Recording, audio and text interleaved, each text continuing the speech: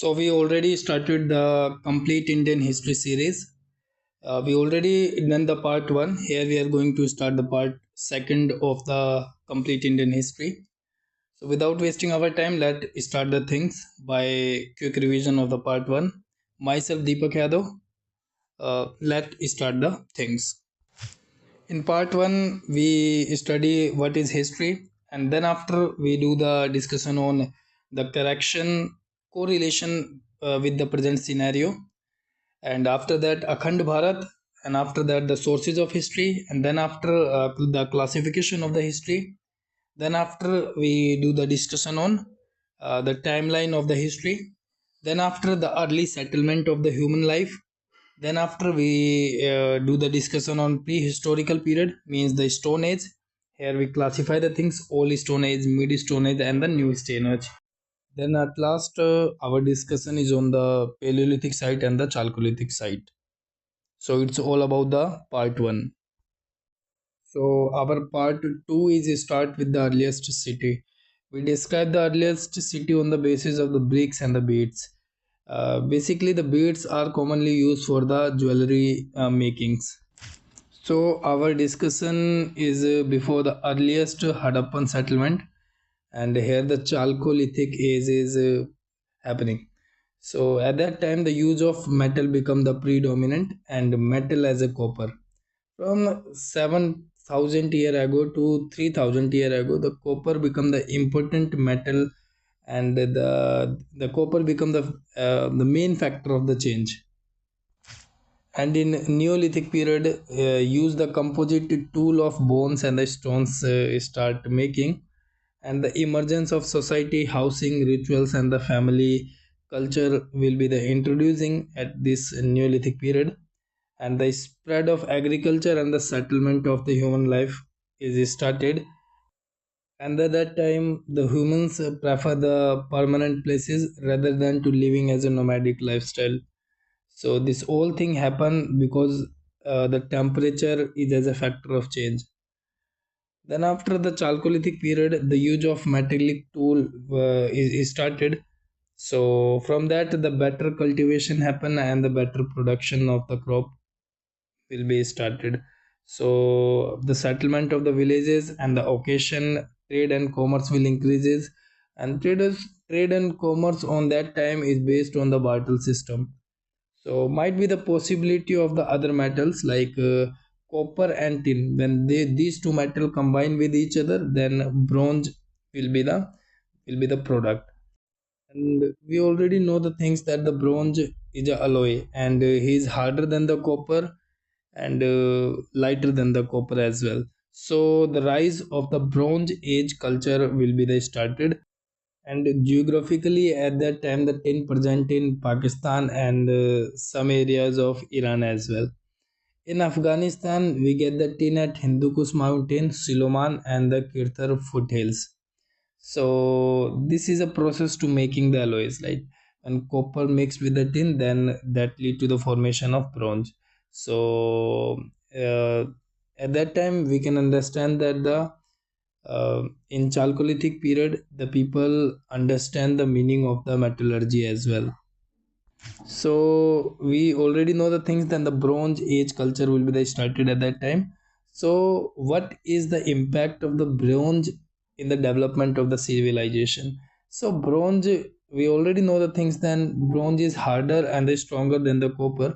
So it's very easy to make the tools effectively, and this metal has been used for the agricultural growth, weapons growth, strong wheel growth, wheel making chariots, and the transport growth, construction possibility happen, and the emergence of market and the civilization will grow.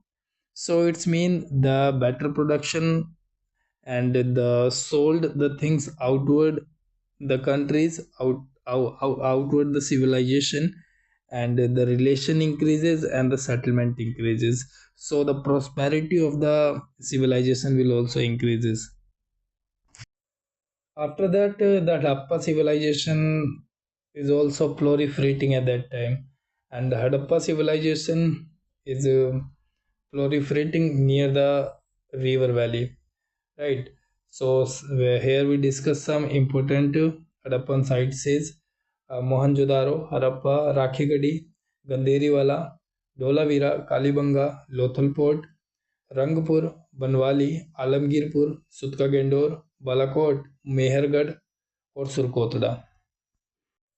Now, what is the feature of the Harappa civilization? Harappa civilization have a great town planning and the extent. So they have the urban civilization. They have a chessboard, means the grid pattern of the town planning. Two distinct places in the town. First one is the fortified citadel, unfortified lower town, and some exceptions as well. Like in Lothal, they have a complete fortification, and in Northern, the arrangement of the Lothal side is from the northern to southern arrangement. And in Kalibanga, the use of the bricks is predominant, and they have no damage citadel over there. Then after the arrangement is in the west to east direction. Most of the Harappan civilization is arranged from west to east. But in Lothal, we have some exceptions like Lothal is arranged from north to south direction. Then after the presence of the public work was there, brunt bricks was there, the proper drainage system was there, proper street lighting was there, footpath and the street was there, double story building, and the unique and the larger granary was there. After the discussion of planning and extent of the Harappa civilization, now the discussion is on the society and culture of the Harappa civilization. We have two places of the living. First one is citadel and the lower town. In a citadel, we have granary, great bath, places and halls, double story houses, and the street lamps. But in lower town, we don't have all that. We don't go to this kind of things. So in lower town, we have a coolie lanes and inferior symmetry. So in society and culture, first we discuss on the composition. So the dominantly the woman that society is dominated by the women because due to the presence of the large number of the female statues was there, and the society was largely egalitarian, but the class discrimination present because the lower town was quite vast and alike, but the upper town is visibly distinct. Then after the celebration in a celebrative in nature, the Harappa civilization was the celebrative in nature. They have fun and frolic because the large number of toys was there, artifact jewelries, designer potteries, liquor making potteries, makeup products like vermilion, like sindoor, lipstick, and kajal was there. Kohal means kajal was there. Now, what's about the culture of the Harappa civilization? The Harappa civilization is ritualistic and the naturalistic culture. The religion was not described by any monument like a temple, so we can understand that things that the Harappa civilization was a secular civilization. Here the religion is present but it does not dominate the scene on the society during the urban civilization.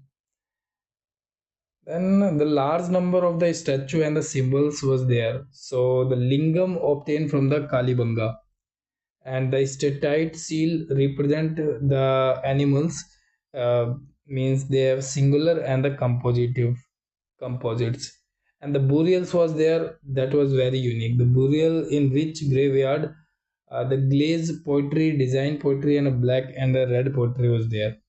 And the site Chanudado, the factor of bead making manufacturing was there, means the factory of bead manufacturing was there, means the Chanhudaro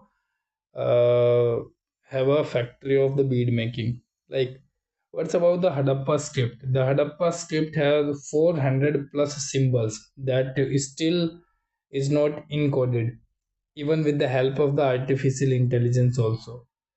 So some script was there, the swastik image was there, unicorn, humped bull, proto Shiva and Pasupati seal was there, tiger and elephant coins, lady fight against the two tigers, Chhattis, right, a lady fight against the two tigers. So it represented that in Chhattisgarh, the tribal celebration is a bastard area where the people wear the mask of the tiger and mimic to fight with the tiger.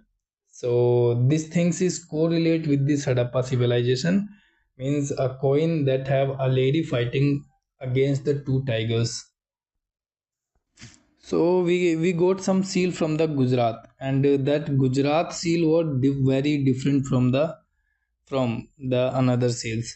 So the tiger seal from the Dholavira, it's mean that nowadays there is no tiger in Gujarat. So the Hadappa civilization tell the Hadappa civilization know about the tigers in the Dholavira. Means they have a great interlink between the one civilization and the another civilization as well. Now, the point of the discussion is what's about the political and the economical condition of the Hadappa civilization. At that time, there are total four ports. The first one is Lothal, Sutkagandor, Balakot, and Desalpur. These ports help the Hadappa civilization for the trading purpose. That trade goes up to the Egyptian civilization through ocean and the Mesopotamian civilization as well. Here, the Hadappa civilization have the territorial trade as well to Afghanistan, Central Asia, Malwa, and Southern India as well. Now, what's about the economy? The economy here is totally based on the agrarian and based on the trade and commerce. Here, the export goes very excessively and import some basic material as well. Hadappa civilization export food grains, jewelries, terracottas, toys, and etc. kind of things. And these export goes to Mesopotamia, Central Asia, and Egyptian civilization. And the import material was the tin, gold, semi-precious stone. They all are the imported material for the Hadappa civilization. Terracotta is the one of the most exported material uh, from the Hadappa civilization, and the terracotta exported to the Western Asian cultures. Uh, and the imported material that is gold that is from the southern India, and copper from the Khetri in Rajasthan, and precious stone from the Persia. Now, what's about the administration of the Hadappa civilization? Here, the administration was not exactly understood, but it appeared to be likely the centrally administered administration. So, they have common weight and measurements. So, from that, we can conclude that they have a central administration. The administration was not exactly understood, so we can understand the administration from these point of views. First one is appear centrally. Second one is the common weight and the measurement standard. Third one is common town planning. Fourth one is brick size are common in all of the Hadappa civilization, and the pattern of the civilization or the civil construction are common in all of that. So these all things are the evidence of the central administration. And they have some other features as well. The cart make with clay, the dancing girls in a Tribhanga mudra, statite statue of the priest, mother goddess, Pasupati seal, terracotta image of couple, male torso from Harappa made by the red jaskar, that is a kind of the shiny stone. Here the dead body means in Harappa civilization the dead body put head toward the north and feet toward the south, and poetry, that is pottery, is near to the head side. The burials was complete burials, and arm burials partially. The body was eaten by the animal, and then after the skeleton put into the burials. And they have ceremoniation and the ash burials. That ash burials uh, are like an Hindu cultures, right? So it's all about the Harappa civilization. So we can also discuss some major development of the Harappa archaeology. So in 19th century, means 1857, the Alexander Cunningham uh, uh, excavated some Harappan seals, and in 20th century, in 1921, Dr. Sahani, and in 1922, R.D. Banerjee excavated two earliest site of the Harappa civilization. So it's all about that.